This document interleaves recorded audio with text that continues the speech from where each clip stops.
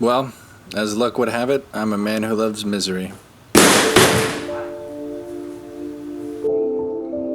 After my last rebuild of the board, which if you haven't seen, you can click the iCard here. If you're looking for a LiftBoard teardown, that video is way more appropriate. But after rebuilding it, I found that it would only get about 2 to 2.5 miles at best. So I bought a new battery pack from Jag 35.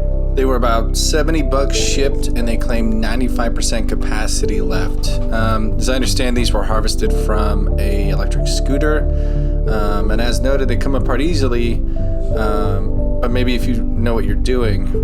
So taking it apart, I tried clearing out as much of the auxiliary packing and protective measures from the pack to identify how to get it apart, with little luck.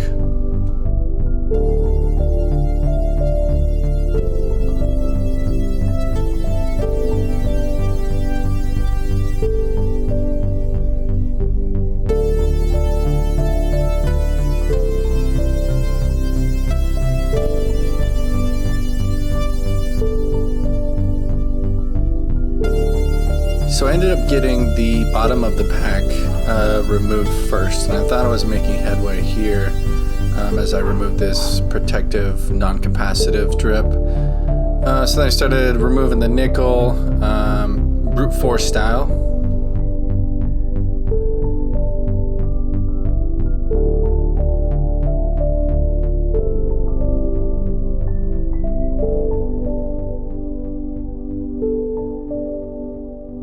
After getting the bottom removed, I was a little confused with how to get the top apart because it's sort of developed as a tray and it's filled with clear epoxy. So I found these couple of screws. I drilled through the epoxy and I removed the screws hoping that that would do it. That was not the case.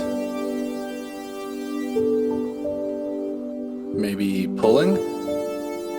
Nope. Pulling? Nope.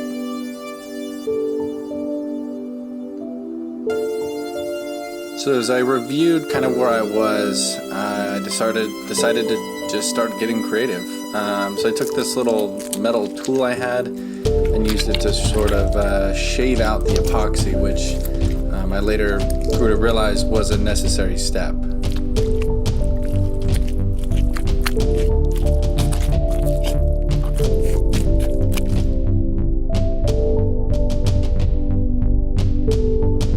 I then started using wire cutters to start snipping away plastic. Any plastic that was sticking out that I could see. I figured if nothing else, I would just slowly wear the plastic down to nothing.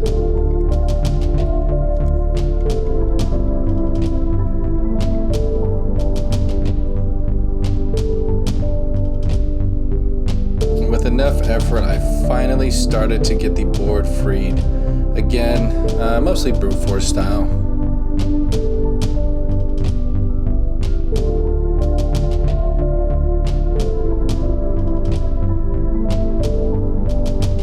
And all this epoxy stuff that was flying around was sticky and jelly and annoying, so I stopped every few minutes to vacuum it up.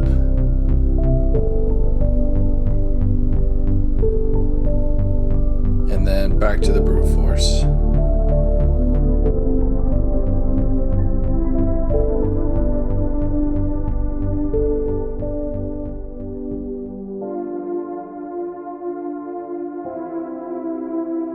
Okay, so now I've got the top of the cell packs exposed. Again, back to just ripping out the nickel. And it was at this point I really started making progress on this pack. Maybe pulling? Nope. Maybe hammering? Maybe, yeah, hammering will do it. Nope. So then I had this great idea. I will vise it to a supporting piece of wood and some shelving I have, and I will just pull. Nope. And instead of giving it up, I sort of doubled down on this idea, this time spreading the press of the vise via this fence post. Just ripped it right off the fence. Figured I didn't need it. And that didn't work either. It was about this time I realized I was missing something. Yes, there's screws in it. It makes so much sense. So anyway, I get it removed very easily after the screws are out. So I start going through and testing the voltage of all the cells, and they're all right at 3.63, 3.64. They're all in great shape. Of course, I don't have a capacity tester, and at this point, I don't have the patience to do that. I put so much work into this, and I really don't want to put any more. So, you know, you've seen this before. The board gets taken apart again. Again, if you're looking for a teardown tutorial, click the iCard. Go look at my first video, very in-depth tutorial on how to get this board apart. And you'll notice no shrink wrap. No shrink wrap. But yep, back to tearing the cells apart, ripping out all the nickel I had just installed, re-spot welding the new cells together as the old ones were. Very, very tedious process.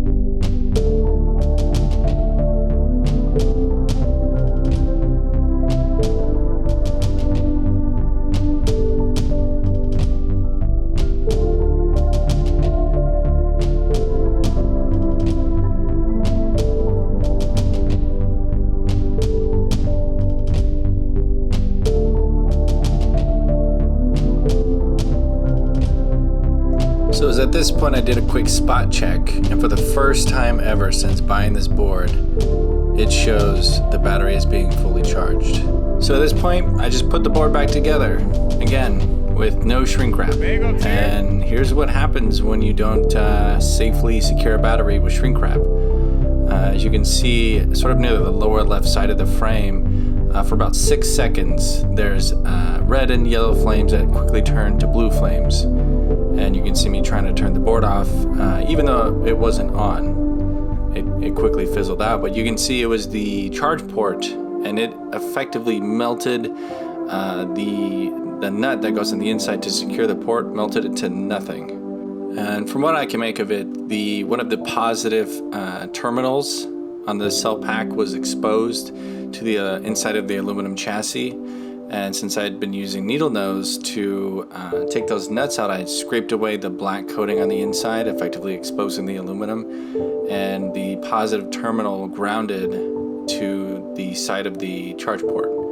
Luckily, I had another, again, because my friend let me consume all of his parts. So at this point, I start tearing the board back down.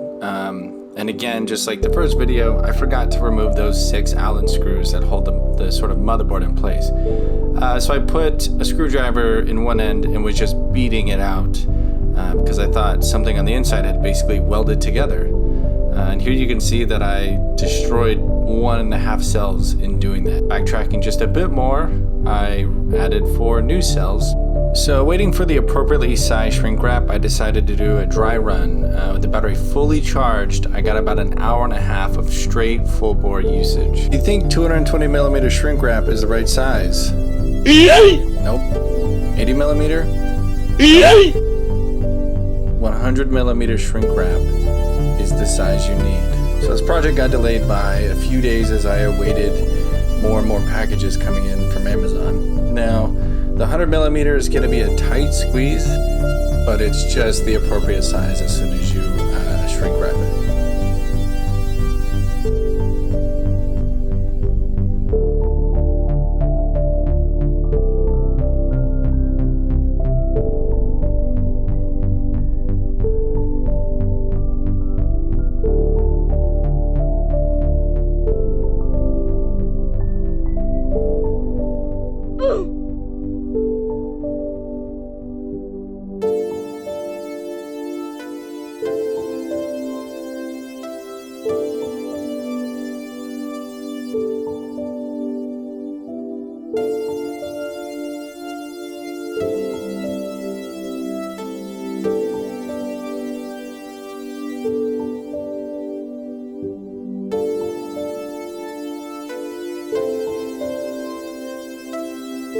Now, given that the board was apart for nearly a week as I was awaiting shrink wrap and parts, my girlfriend took this opportunity to give it a new paint job, since she rides this board way more than I do.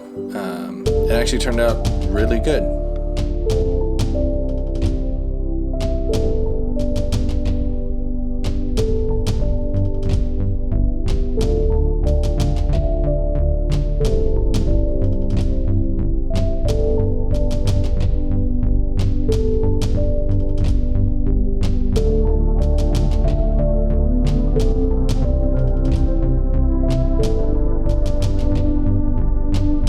Now, with the board finally reassembled all the way, this time for the last time, we decided to take it for a test ride.